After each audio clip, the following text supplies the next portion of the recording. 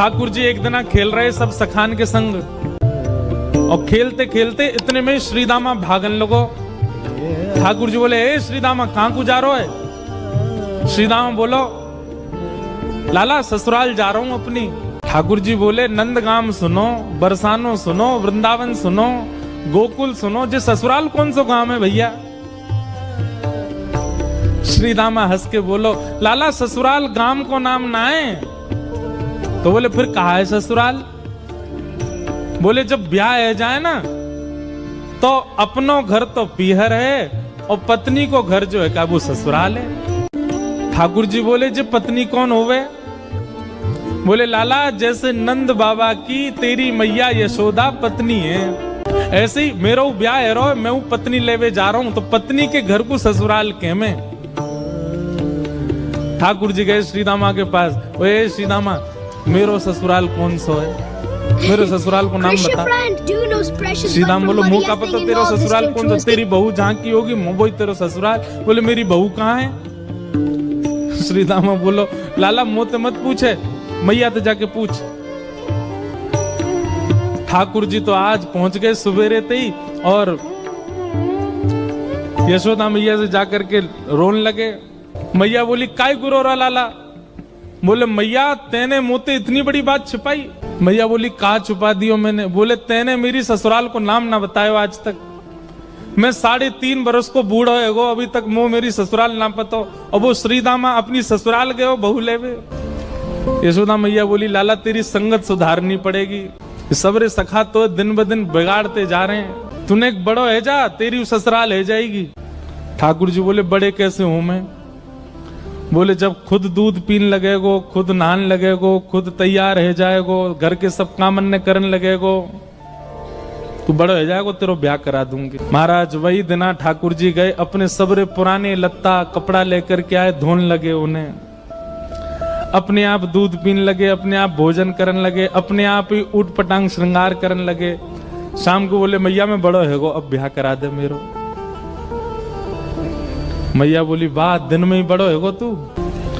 मैया तो बोले, मैया देख तू बात ने मत बदले, बार बार मुँह कह तू ऐसा कर तो ब्याह कराऊंगी, बड़ो है जा तो ब्याह कराऊंगी।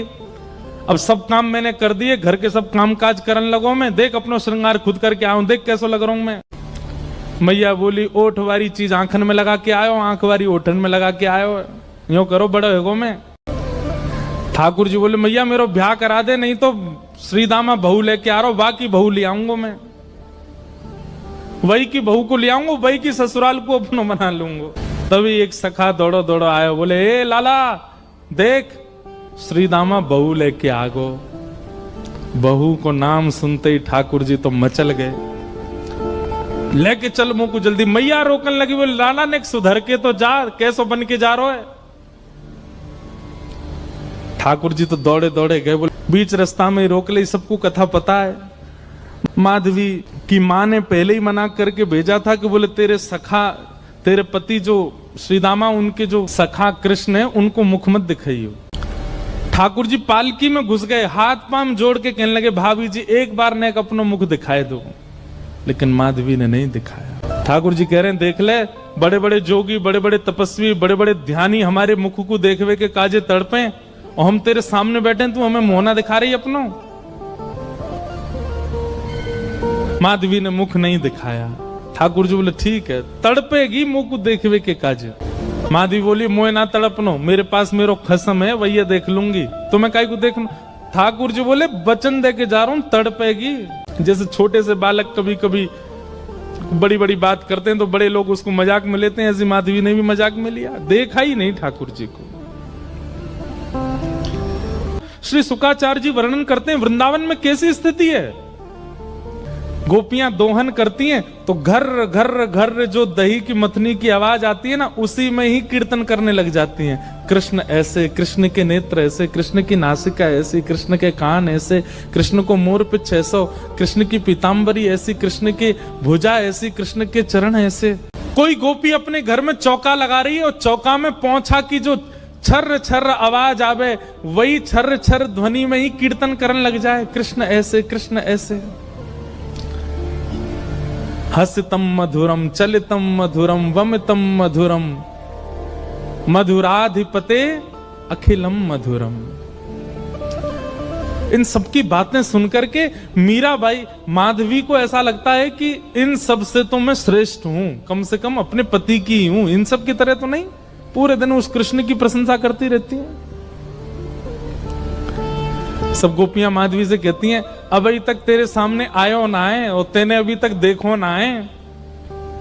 अरे या प्रेम को काम भावना ते मत देखियो, 3.5 वर्ष को 4 वर्ष को है, लेकिन वाक्य प्रति एक अलग ही प्रेम प्रकट है। जाए माधवी सबको ज्ञान देती है, बोले चाहे 3 वर्ष को 4 वर्ष को है तो अन्य पुरुष, क्यों उसकी बातें करती हो, क्यों उसकी ओर देखती हो।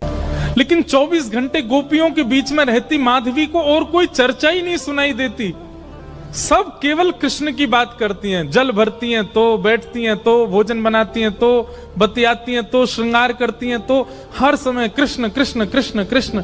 माधवी ने कुछ समय अकेले रहने का भी प्रण लिया, लेकिन अकेले रह नहीं सकती, जंगल है, कहां अकेली जावे, जाना पड़ता है। उस एक दिन रात में सोई तो अब कानों में कृष्ण कृष्ण कृष्ण कृष्ण गूंज रहा है, तो कान बंद करती है। पता नहीं पूरे दिन इतना नाम सुनती हूं कि अब तो कानों में भी यही गूंजता है।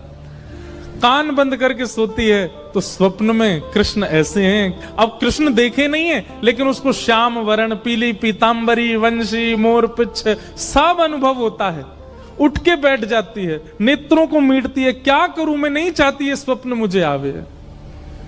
अब धीरे धीरे माधवी की स्थिति ऐसी होने लगी कि अब वो ना चाह करके भी कृष्णमयी ही हो गई है। रात्रि में सोती, अचानक उठ बैठती है, ऐसा लगता है मानो जैसे उसका हाथ पकड़ लिया हो। स्थिति ऐसी हो गई कि आधी रात और माधवी को ऐसा लगता है कि भोर हो गई, और तुरंत उठ करके जल्दी जल्दी वस्त्र धारण करती है, मटका उठाती है और दौड़ करके जाती है। अरे विलंब है गयो, इतनी देर है गई, मैं अभी तक उठी नहीं, जबकि है आधी रात। दिन रात सब परिवर्तित हो गया।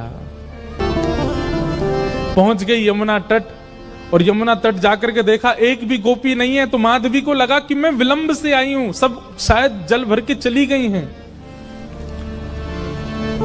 जल भर के रोज जाती है माधवी, लेकिन आज पता नहीं उस पात्र में इतना भार कहां से आ गया कि स्वयं ही नहीं उठा पा रही है। इधर उधर देखने लगी, याचना करने लगी, कोई तो आवे, कोई तो उठा दे, और तभी कोई नहीं है वहां। नंद नंदन श्याम सुंदर चलते हुए आ रहे हैं माधवी के पास। माधवी की मति घूम गई है, आधी रात ही आ गई, और तभी ठाकुर जी वहां पहुंच गए। पहले तो चाल देखी तो चाल पर मोहित हुई, फिर जब वक्ष देखा तो वक्ष पर, जब हाथ देखे तो हाथ की चलन पर मोहित हो गई, और मुख देखा तो भूल गई सुध बुध।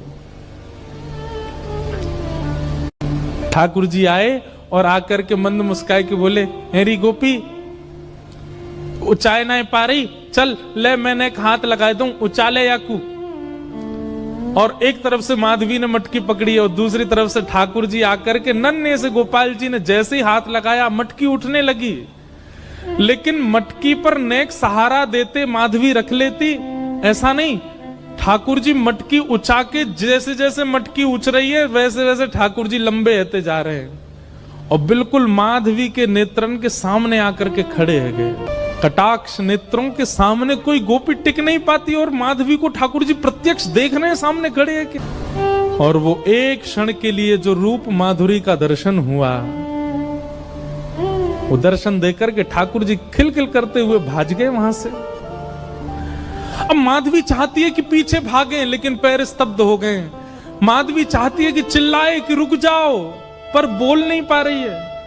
माधवी चाहती है कि इधर गए मैं नेत्र घुमा करके देख लूं, पर नेत्र घूम नहीं पा रहे।